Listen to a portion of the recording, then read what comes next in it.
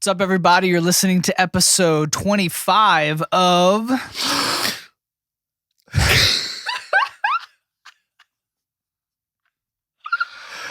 Just Breathing with Laud Lungs. What was that? What did you inhale? I was just thinking, I have to breathe in right now. And so I had my mouth shut. So I was breathing in through my nose, and then I was like, I should open my mouth. And then I opened my mouth, and it was just a weird sound. That was a strange sound. I thought you inhaled like a bug. It was just like... Oh, that's really funny. And that's why I'll never lose that intro. That's why I'll never lose that intro. Just for moments like that. Because you never said you had to breathe in through your mouth. You could breathe in through your nose, I guess. That's true. And it's healthier to do that, apparently. It is. Apparently. It gets it into your lungs faster and into your blood faster. Yes. Yes. That's what I've heard. I don't know if it's true because I've never actually, looked at the data. I've just listened to people that, say that, and I'm like, that sounds good. That sounds good. I feel like that's basically our culture, right? Wouldn't you summarize that in that way? I heard someone say, well, that's true. I know people lie all the time. I know the news lies. I know people that speak on social media lie, and barely any of the time I'm looking up the actual stuff. Well, that's that they're true. talking about. That's true. I mean, that's why you have to pick a trusted source. Exactly. There's definitely a vetting process that I hope a lot of people put the people they're listening to through. Mm-hmm. Should I be listening to this guy? I guess I look at the numbers of some of these news agencies and I'm like, I guess not, but I hope that for the most part, if people are watching on YouTube or if they're watching, I don't know, at places that they subscribe to, that they've listened for long enough periods of time that they actually get to know the people a little bit. Yeah. That is, for all the things going wrong in the world, that's one positive thing that I really see is that we have more transparency with commentators than ever before. That's true. And that's why the legacy news media is kind of failing in terms of the numbers. They still have a lot of higher market backing that I don't know if they'll ever completely go away. Mm-hmm. One could hope. But I don't know if they'll ever completely go away. But when you look at the numbers that longer form people are getting, even if they're just reporting news. So they're taking the news that a larger news agency is getting and then just reporting that. The amount of views that they're getting, they'll talk for longer periods of time. They're getting, yes, they're plugging their opinions a lot of times, but once you listen to somebody for a long enough period of time, like a friend, yeah, their heart, or at least you hope so. At least you hope so. There's no way to, Joe Rogan, for example. I listen to Joe Rogan all the time. I say that I listen to him all the time. Most people listen to him all the time. That's why he's the biggest podcaster out there. But he goes for so long that you can't not get to know him through the podcast. Yeah. Yeah, you get to know a good part of that person. You get to know him so intimately, what he's going to say a lot of times before he says it. Because he's getting old, and he's kind of like my dad, and he says a lot of the same things over and over again.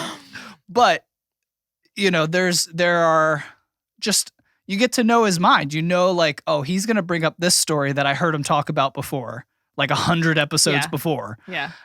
Or this one subject has been on his mind for the past couple of podcasts. He's going to get into it. Oh, I'm excited to hear him talk about this subject that he's been kind of thinking about, Like, so you're literally in his brain. Like, he has this thing that he's working through, right, like a friend in the podcast, like a friend. And I'm so excited for him to work through that with this person. Yeah. That's going to be interesting. Yeah. Like, that's such a cool thing that, I'm sorry, like, you know, at the time that we're recording this, Joe Biden just gave his first, like, press conference, which is crazy that it's March. Anyways, I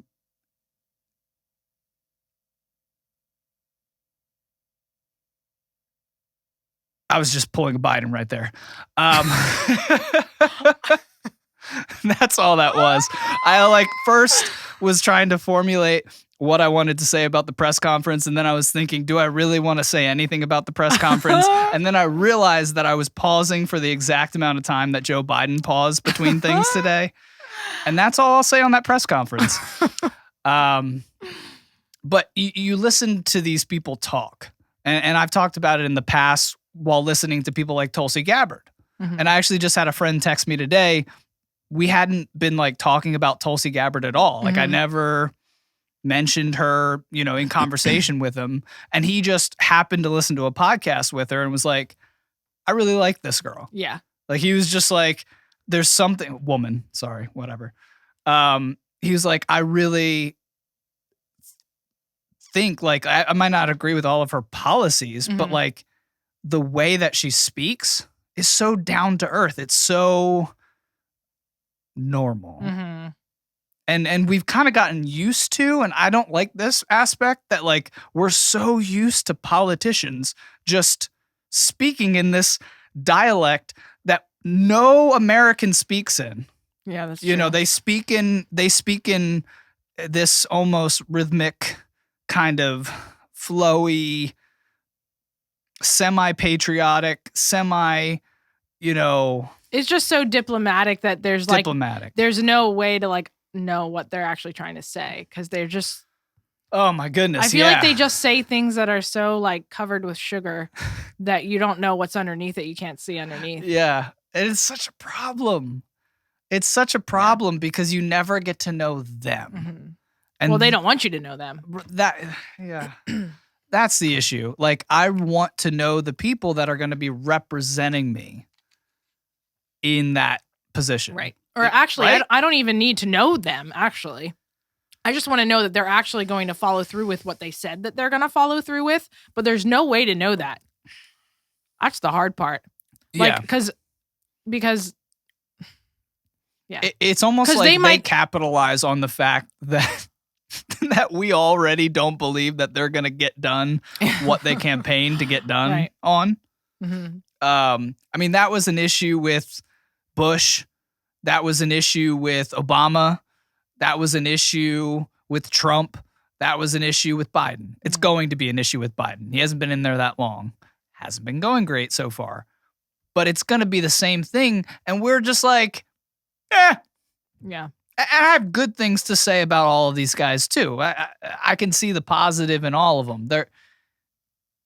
There is some try there. I think there are some ambitions that are legitimate, especially on the campaign trail. I don't know as a human being how you could go on a campaign trail and not be affected by some of the people that you interact with. I'm sure if you're a psychopath, like some of these politicians most certainly are, you could be unaffected and just, you know, campaign, get into office, go about your job, you know, plug in your money to these places that are going to help you out outside of office so you'll be rich the rest of your life. Happens. Get it. But you have to be affected to some degree, don't you? I mean, I would think so, but I mean, some of the stories that are told on the campaign trail to politicians, I'm just like, do you have no soul? You know what I mean? And I know that's an accusation that's made of politicians so many times, but it's like, how do you lose that?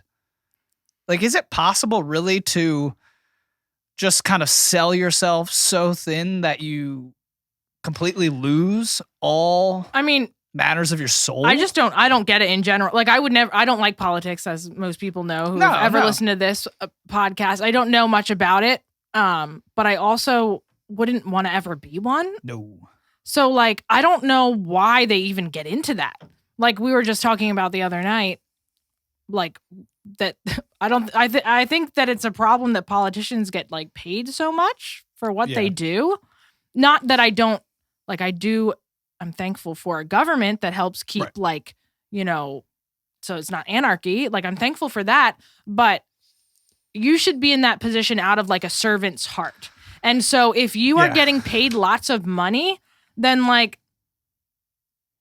what's the motivation for you to, like, do your job well or to care about people? Yeah. Like, it should be like a position that people have to like it's a little bit extra work. Like, you don't really want to do it. Like, you have to maintain another job. It should be hard. You have. I think you should have to maintain another job in order to live and provide for your family. Yeah. And like, that sounds mean, kind of, because you're like, well, they're, like, giving a lot of their effort. Well, then we should have more on us, on the people. Right. They shouldn't have to do as much. Yeah. We should level it out so that there's not as many taxes. Right.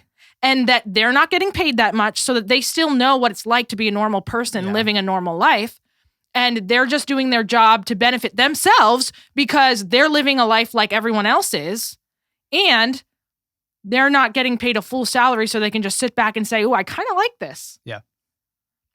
Yeah. I mean, I feel like that would solve a lot of problems. You sound like a libertarian. Which you probably are. You probably are a libertarian. I heard a great quote. Who said this? I don't know who said it. I want to credit them if it was someone I don't know.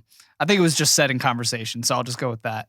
But it was basically like libertarians are just conservatives that are too afraid to say they're conservatives. And like, did Tim Pool say that? He might have. I don't know. No, I don't think it was him, but it might have been a guest or something like that. But it's so true. It's so true. There are so many conservatives that are like, I'm libertarian. Oh, you mean you never win? Oh, you mean you don't you're not like firm in a lot of the convictions that you have? That's funny. You know, libertarians focus so much on small government, economic policies, foreign policies, things like that, without having to like get into the kind of scary stuff of like conservative values. Oh, I see. Okay. You know, so they get to be like, oh, everybody should be able to do what they want. Right. You know, and I want this economic policy, this foreign policy, this non-interventionist foreign policy, blah, blah, blah. Right. You know. Obviously, people that have listened to this podcast for like 2 seconds know that I'm a conservative. Yeah, yeah. And I'm not proud of that because I don't like labels. Mm-hmm. I don't think anybody really likes labels. Does anybody from like the time that they were in like elementary school? Some people like labels. Some people like labels. It's a comfort. It depends on what the label is. It's a comfort to have a label. You don't have to think too much. You just sit in it. That's true. I think people really like labels. Wow. Okay. All right. So that destroyed my point altogether. No, but talk to me about that. Talk to me about that. I think that's a big problem of this whole Democrat-Republican thing. Yeah. People just sit in their side. They just want. And they're like, this is easy. This is what my side believes. Okay. Tell me what I should say. Tell me what I should think. Yeah. It's it's easier that way. It definitely is. Again, and also, then you have a camaraderie. Am I saying that word right? Camaraderie? No. Now you're making me not remember what the word is. Camaraderie. Camaraderie. I thought that's what I said. I don't know. Anyway, I'm not going to say it again. Matter. But moving on. You have that with your fellow people in your box. Mm-hmm. You're like, oh yeah, we're all together. We all agree on the same things. Let's keep it that way and let's win. Yeah. That's the problem with boxes.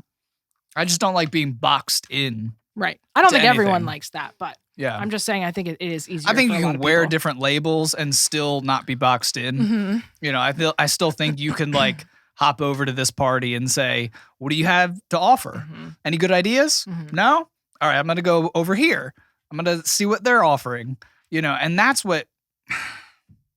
was the whole point of the political system, was that you had this kind of exchange of ideas and different viewpoints. Because, I mean, just in a conversation, it's amazing to me, like me and you could be listening to the same thing. Mm-hmm. And then I could ask you, what'd you think of that? And you could say something that never crossed my mind, ever. Not once during the entire conversation, exchange, whatever, crossed my mind. That's really funny. But we're all different. Yeah, it's true. And to think that we're not, and to go back to your point, to think that like this is what we should think, this is what we should say, this is how we should act, is so counter to how we exist as human beings. Like we have to, on any issue, on any conversation that comes before us, we should be getting the viewpoints of other people around us, because it's going to be completely different. And you're like, I never saw it from that angle. Like we've experienced that just doing small groups at our church. You know, just being in a group of people reading through the Bible, like it's amazing how much variation you get when you're in a group. Oh, yeah. And you read the same exact text, but everybody's pulling different things out of that text, different viewpoints, different perspectives at looking at something that was said, different, you know, whatever it is. It's amazing. Yeah. And it's really informative to you as well. Like if you did not think that, it's really informative for that person. And that's how it should be with political systems. You, like, and this is why, going back to just the way in which politicians kind of hold themselves and speak, and how it's so disingenuous, I should say, and so just non-conversationalist. Like it's just I don't know the perfect word to describe the way that it is, because it's unlike anything that actually exists in the real world. Like they wouldn't go to their barbecue and talk in the same way that they talk when the cameras are on. And I understand that to a certain point, because you kind of have to be so careful now with every word that you say. And everyone's like that too, so you have to. Yeah, because everything can be taken out of context now. But I appreciate it when, well, let me just stick on that one point. Like, because of that way of speaking, like there's no one sitting on like the floors of Congress hearing someone speak and being like, wow, I never saw it from that perspective anymore. Like never once did I hear a congressman, like, you know how they have like hearings all the time and they hear like testimony from people. Let's say there's some like bill that's on the floor and they bring in like people to give testimonies from different branches of the government or people outside of the government to like speak on these issues so that they can make an informed decision. Sounds great. Right. The problem is I've never heard someone ask a question in one of those hearings, someone give an answer and that person say, oh, right. Like they already know what that person's going to say and they already know what their retort's going to be. Right. And like, that's not learning. That's not conversation. That's like not a trial.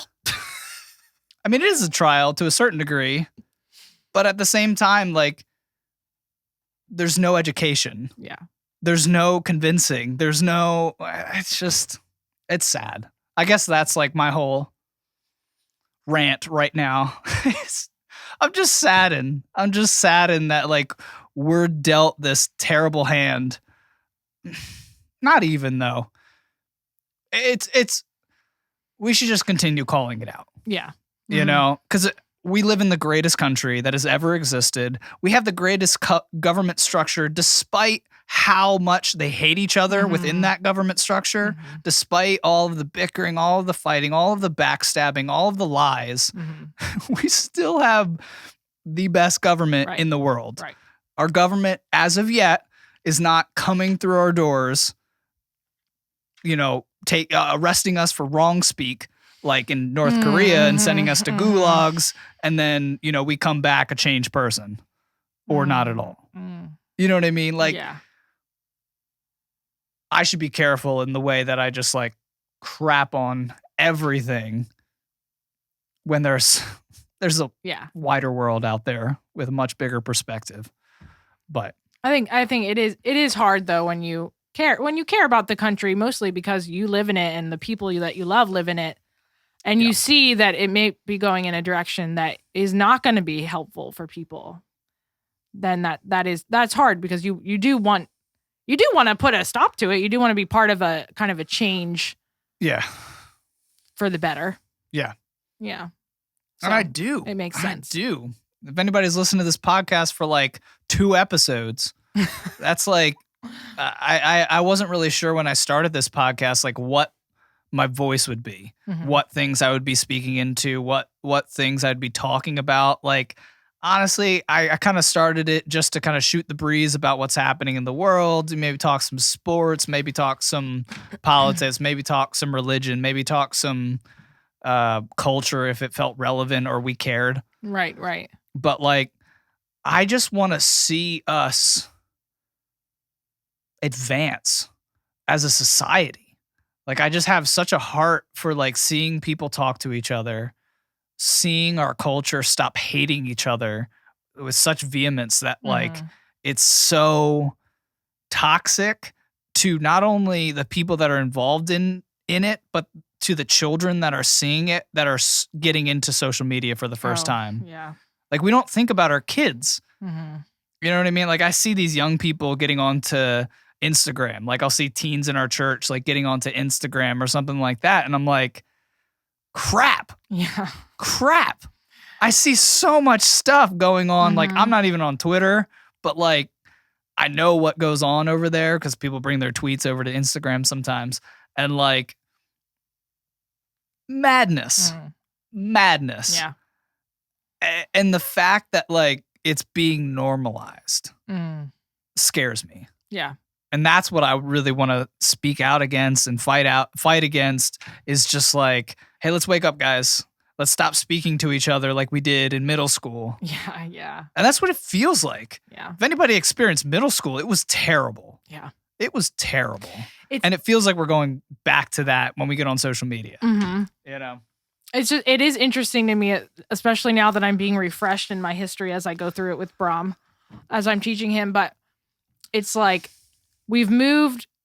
I wish we would go back to more having conversations with not only with people in general, but with our families and with our friends about these things, because I think us losing that has really been detrimental, because you look back in the past, how that's all that there was really was like communication through like the people that you trusted, because you only could get news at like, you know, we're going way back here, like only get news at maybe like the local, like, I don't know, bar or something, where they would come and bring the news, and then maybe some of the guys would listen to it, and then they'd bring it back home, and then they could tell their family and stuff.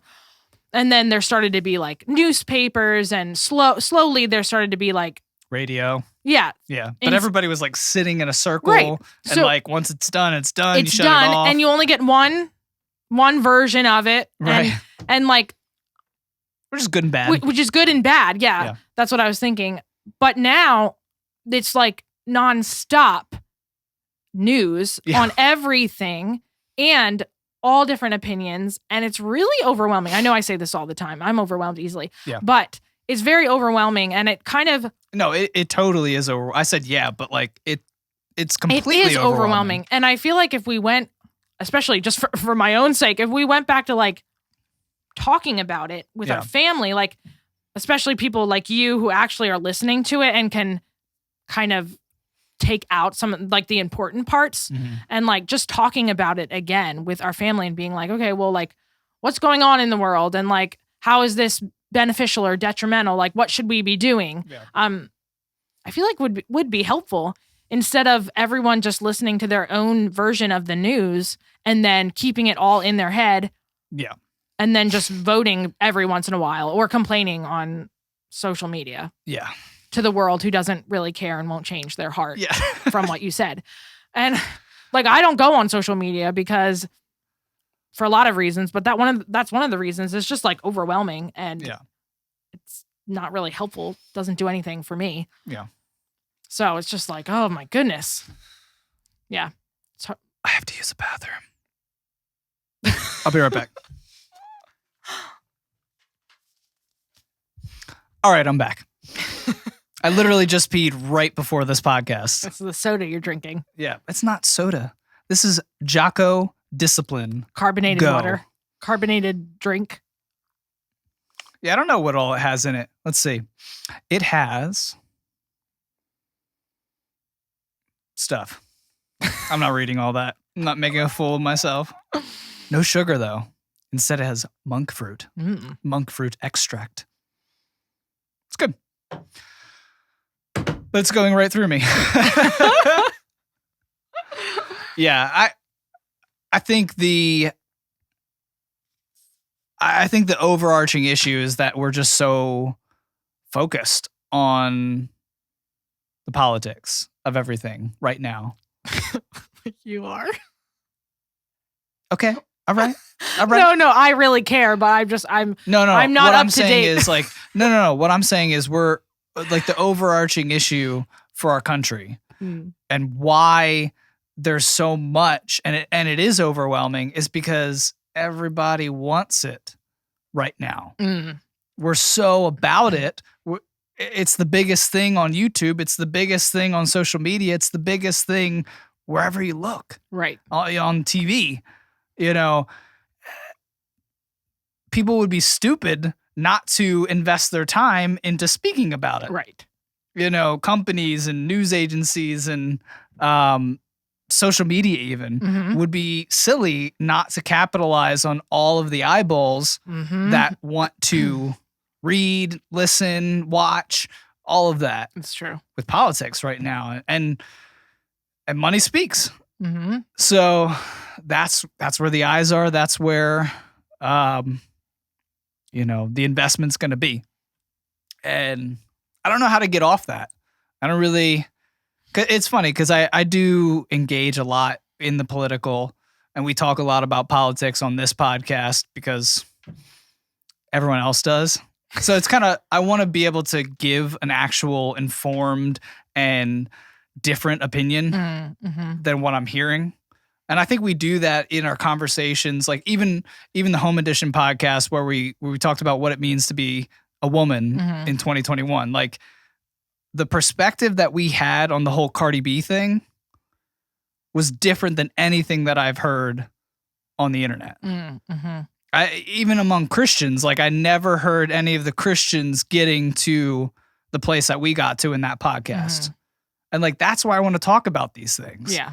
Because like, one, they're relevant. Other people are talking about them. So I want to talk about it so that whoever's listening and watching to us is able to get our perspective on it. And hopefully it's a different one. Yeah. Hopefully it's a positive one. Hopefully it's one that actually can cause people to break out of the boxes.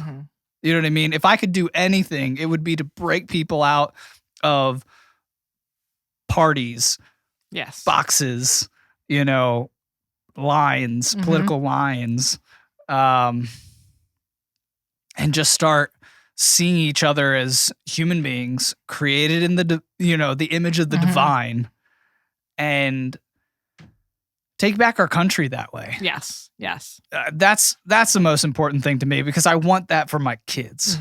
Like that is everything to me. That like I can even see ways in which I've diminished the way that I talk about America, the way that I celebrate our country in my own household. Yeah. And that kind of scares me. Like I grew up where racism, it wasn't what it is today.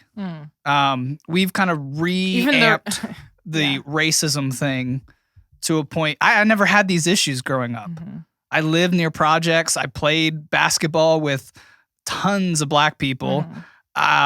We never had issues. These conversations didn't even happen. Like I would be at birthday parties in the projects with some of my friends. Yeah. And I had no idea, like I was the outcast. Yeah. You know what I mean? And like, I had no idea because it wasn't an issue, but it's been made an issue nowadays and it's really hurting our country. But then also this anti-American sentiment that has risen in the past, I would say like 5 years, it's really gotten worse. I think it's been going on for probably a decade, but I never really felt it until the past 5 years. Yeah.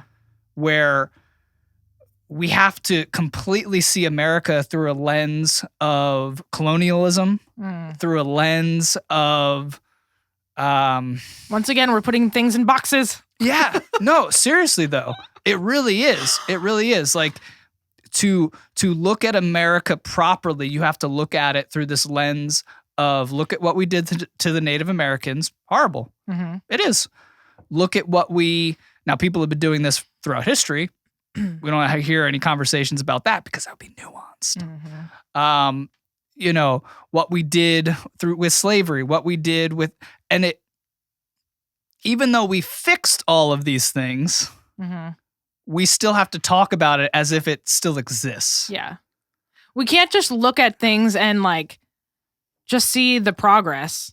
And like we can't just look at things and just get better like you would with like a working on something where you're like, oh, we made it better, but there's a little flaw there, let's fix it, and you're just continuing to make something better. Like we can't do that. We have to be like, we just have to put everything in stages, and it doesn't actually make sense, and you can't help the whole system when you put things in boxes, and it's just it bothers me. Yeah, well, we don't accept apologies anymore.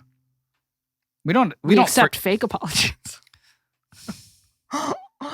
Do we though? I don't know. I think like that's really the first rule of like getting canceled right now is you don't apologize. And if you don't apologize and you just wait it out, it goes away. The whole thing is just silly to me. Oh, it's incredibly silly. It's incredibly silly. But it's so fake. That's what I hate about it. Well, that's what I mean. Fake. That's what I mean about just, and this is what I'm saying. There's two things that I'm saying here. One, if you're getting canceled, if the mob's coming after you because of something you said, something you did, whatever it is, something someone said you did, the best thing to do is either just come right out and be like, didn't do it, right. You're reading into it. Or what, like just take it head on and then move on with your life and just ignore the mob that's going to continue to come after you. Yeah. Because they need you to capitulate. They need you to apologize for their satisfaction. They won't forgive you. Right.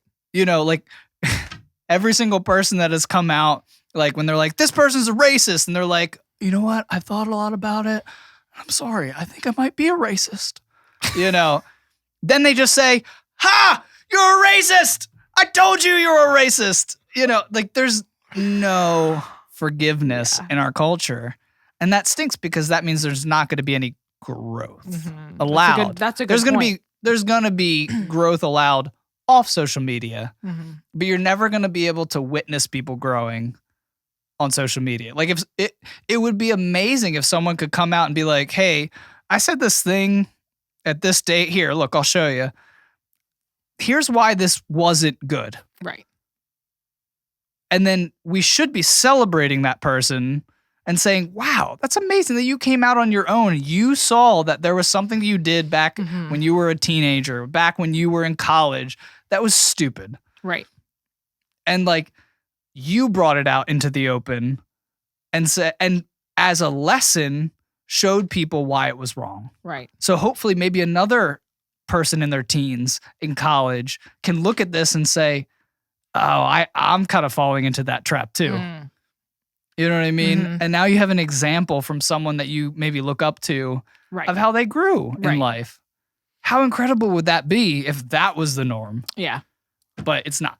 No. It's not. Yeah. All right, so what else is going on in the world? Okay, well here's a funny thing. It's a little bit off topic here, but I ordered peanut coffee. Yeah, you gotta talk about this because I didn't really engage with you the other night when you told me about it. So this is I was just like, you just take my money.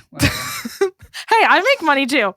But anyway, I got an email. Like I usually just delete most of my emails in the one email I get because it's like my junk email kind of. But she still reads them. No, because I still have people. I reserved. Anyway, we won't get into that. No, I have to say it. Okay, so I reserve my one email, my other email for like super I care about. Right. And then this other one is like the one that everyone gets. Right. Okay. So I have don't that. mind having to delete, but I still get things that are important on that one. Yeah. But the other one, I want it to be like special so that. And you go through every email. No, I don't look at them. Really? Most of the time I just delete them. This one had it in like, you know how you can see like part of what it says? Yeah. It had peanut coffee in part of what it said. So I actually didn't just delete it. I did open it up and I read it because I really like peanuts and I really like coffee. And I was like, I need to read this. This is a must read. So I looked into it and I was like, so I don't usually, you know me, maybe other people don't, but I am not someone who will buy stuff. You have to really, like, I will literally think on it maybe 3 years, especially if it's like a little bit of a higher priced item before I buy it, if I actually ever do, because I just might not. Yeah. So anyway, I see this and I'm like, I am really interested in this. So I look into it. Peanut coffee, this is what it is. It is not coffee flavored with peanuts. Peanut coffee is literally when they make like peanut oil. They press out all the oil and then they have left over like this powdery like nut without any of the oil, okay? And then they make it into like coffee ground consistency and that is what it is. You brew it like coffee and it looks delicious. I cannot wait to try it. So I did buy some. Okay. But here's the other reason why I bought it. So shout out to the USA. The like only company I could find that makes it is like a US owned and operated business. Yeah. And so that was actually another reason why I was like, okay, like I wouldn't usually pay this much for coffee and I wouldn't usually buy something that like I haven't tried, but I'll support you. Yeah. And I couldn't find it anywhere else. And I was like, that's kind of cool. So I bought it. And if I like it, I'm going to advertise it and more people can support that company. Yeah. Virginia Gold, it's called. I'm all for advertising small business and American made businesses. Yeah, you telling me that a second time, I have nothing to say on it. I thought maybe like hearing it again, you would describe the process in a little more detail. It looks super creamy. Okay, so listen, here are the perks of peanut coffee. You tell me the perks. I'm ready. You can buy, I will advertise for them, even though I don't know if it's good yet, that you can buy peanut coffee that they put a little bit of caffeine in. But this, if you buy just the straight... Wait, so this has no caffeine? No, it has no caffeine. So what's the point? Because if you're trying to lower your caffeine intake, first you get coffee with coffee or peanut coffee with protein. Stop it. Peanut coffee with protein. Okay. It's got protein, which is really good for you, especially in the morning. Yep. So you don't spike your blood sugar. Yep. No caffeine. So you're not as addicted to caffeine. Yeah. Okay. No chemicals in it if you're looking for decaf. Okay. Right? Because they're not taking caffeine out of it. Right. And I think there were some other perks that I can't remember, but those were the three I cared about. It's 100% peanut. And they said it was super creamy and it looked really creamy. What color is it? It's the same color as coffee. So it comes out brown-ish. A brownish color, yeah. They say it smells like coffee. It resembles... We're going to make it on the podcast. Oh, yes. I'll bring the Keurig that we have over here. We'll put it right here. Well, I don't know if we can make podcast. it in the Keurig, but... Well, I have like one of those K-cup things. Oh, that's true. We just scoop some of those in there and just make it. Okay. I feel like we'll should do this. We'll have our first, maybe not our first, but whenever we record a podcast in here again and we have the coffee, we'll do a taste test. You'll have to try it in the French press first before you judge it through a Keurig. Okay. Well, at home we'll do the French press, and then then we'll do a live viewing here and just show people what it's all about.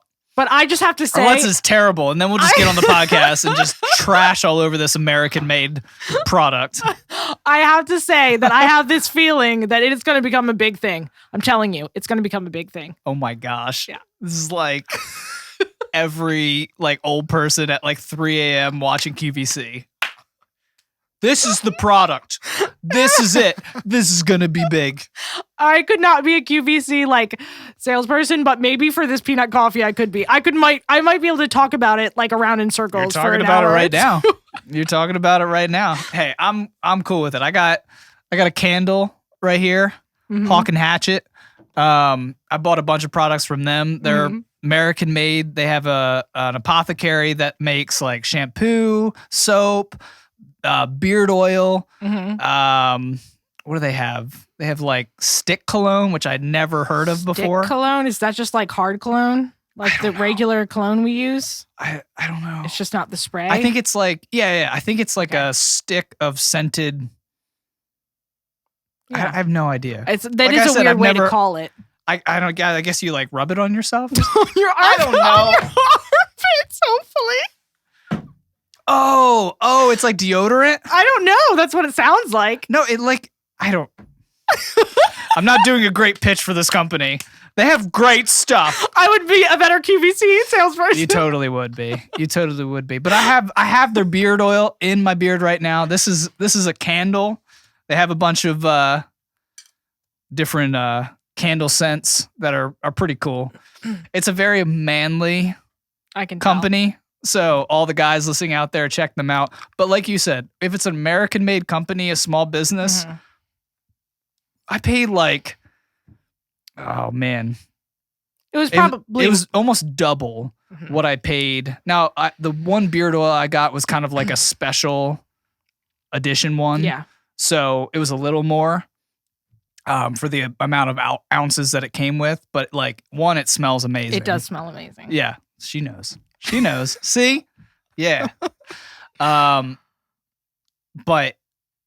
I don't mind doing that when it's an American company. Yeah. You know, like and people shouldn't be bothered by that. You should want your American businesses to succeed because we saw what happened in 2020 when the lockdowns hit and nothing was made here. We were short on so many products. You know, when we had a lot of the blockades in place of trade coming into the country, we were like short everything. Yeah. It was crazy. I didn't realize how much we had shipped overseas. Yes. Nuts. Completely nuts. I'm definitely good with, like I want to start supporting more like local businesses and American-made things, like not just American made, but like that they're here, right? You know, because like for example, business American made, the place I bought the peanut coffee once again, it said like free trade on there, and like it specifically said like it was an American family and they own it and they operate it. Yes. So like I know that not some things are being done overseas, like everything's there, and I just think that's really cool, and I want to support that. Yeah, so. I think that's the key. Like this company, like if you go to the about page, like the owner wrote the about page, you know, like his picture's on there. Like that's how mom and pops it is. Yeah, he's like, I make these. Yeah, it's a limited supply type company because he makes them. Right, they're not made in bulk. You know, so he has to develop all of these things, all the candles, all of the apothecary stuff, all of the what else do they sell? I think they sell cologne sticks. Yeah, I probably should look up what those are before I talk about them. That's hilarious. Good stuff. Yeah, rub it on your arms. It's not a good look. It's not a good look for people that are listening. You're welcome. You're welcome for not having to view this. Yeah. So that'll be interesting to try. I'm not opposed to it. I've tried weird stuff in the past. You've tried weird stuff with me. So I'm not opposed to it. And I'm not opposed to having less caffeine. Yeah. I'm not looking forward to the time of coming off of caffeine. Oh, yeah. But I definitely know the health benefits of it. It can't be good for your sleep. It can't be good for just any function. Right. Any life function. I'm not against caffeine. I love caffeine. But I feel like I do definitely drink a lot, and it wouldn't be bad for me to just have a little bit in the morning and then be done. Yeah. Be done. Yeah. But yeah, anyway, after buying this peanut coffee, I really am talking about it a lot. You are. I'm fine with it. But I was like, this is really cool to buy it from an American company. And I was like, I want to do that for Christmas. Like, I don't know why I've never thought of that before. I was like, why don't I buy like most of my stuff like from American US made companies? Yeah. Because that will be cool not only to support them, but also to like most people here in our family have everything they need. Yeah. So like it'll be kind of cool for them to be like, oh, this is most like people in America. Most people in America have everything they need. Yeah. So I was like, that would be cool for them too, to be like, okay, so you supported an American company. I got it, and I get to like see if I like it. Maybe they'll continue to support it. Yeah. I don't know. I was just like, this is cool. Yeah. No, I love that. I love that idea. I mean, anytime Amazon's such a cop out. Now It's so easy. It's very so helpful. Easy. But It's so helpful. You put a little gift receipt in there, a little note maybe. Yeah. Gift wrap it. You can order Amazon pre-opened. Like the packages, you can have so them, it's easy open. That's right. So like if it's a kid's item, you can actually have Amazon, like a worker, open the toy so that when the kid like opens the package, the toy's already open and they just are able to pull it out. Yeah. They're thinking. I mean, that's why they win. Right. That's why they win. But we're so lazy. But yes, we are completely. We don't want to do that ourselves and then wrap the gift. Yeah. Yes. Yeah. It's sad. It's a sad truth. It's true though. But it's so true. It's so true. But yeah, I mean, doing something like that, I'm all for it. I'm all for it. Any way that every time I find out about like a new company, I always go. Some things I'm like, I can't afford that. Yeah. You know, there are some things. What was it? I looked up like jeans that were being manufactured in Maine. Like they got like an old mill back up and running. Oh, that's pretty cool. So they're literally like getting cotton from the South and they're, weaving it into jeans and shirts and sweatshirts. And I think they have like a leather smith. Wow. I don't know what they're called. Tanner. Yeah. No, you're right. And they're making boots there. That would be cool. Not cheap. I can imagine. Not cheap. The jeans are like over $100. Wow.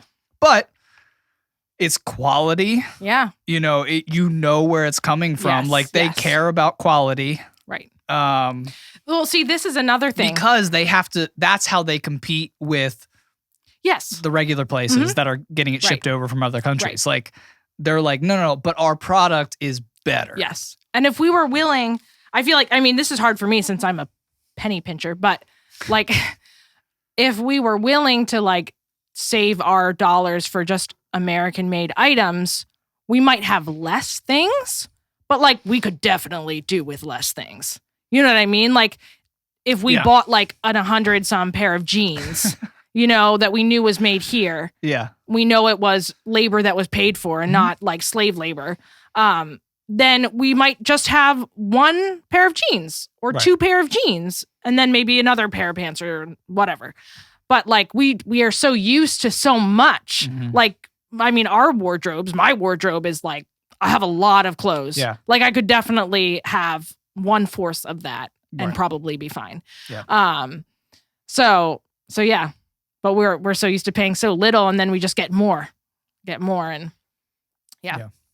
Pretty sure you were wearing that sweatshirt in the last podcast. Yeah, I mean, my wardrobe is probably like 1/4 of the size of most women's wardrobes. I love it because you have all of these clothes, but usually on podcast nights, you're wearing the same thing that you wore the last podcast. Well, I feel like the same clothes like all week long because I'm just in the house, and so this is true. And so I'm working and teleworking and quarantine living. Yeah. Definitely requires the sweatpants and sweatshirt look or yoga pants. This is a new sweatshirt, though, if that makes it any better. It's perfect. It was clearanced. I do not doubt it. I got it off the back of a homeless person. They said they were done using it. Bargain. Probably happened, right? No. Okay. Yeah. All right, well, let's wrap it up here. If anybody has any small businesses that they love to shop at that are American-made, mom-and-pops type businesses, if you're on the YouTube, leave it in the comments. I want to see what some of your favorite places are. Let's kind of up their ante in terms of traffic and let's get some business going to those places, because we talk about it. We're like, yeah, support small businesses, and then we go and shop on Amazon. Yeah. So let's put our money where our mouth is. Leave some small businesses that you love to support in the comments. And if you're watching this on YouTube, while you're going down to the comments, hit that like button, hit that subscribe button, hit the notification bell for next time so you know when the next video is up. We are doing home editions on Mondays. We are doing Just Breathing with Laud Lungs on Fridays, if we have people, if we are able to get in the studio. And those listening, make sure you subscribe, leave us a review, a rating, all the stuff. And we'll see everybody on the next podcast. Thanks for sticking with us if you're here still for our peanut butter coffee infomercial. Yeah. Make sure you get out there right now. You get some peanut butter coffee, okay? And some stick cologne. I hope it's good. All right, everybody. We love you. Bye.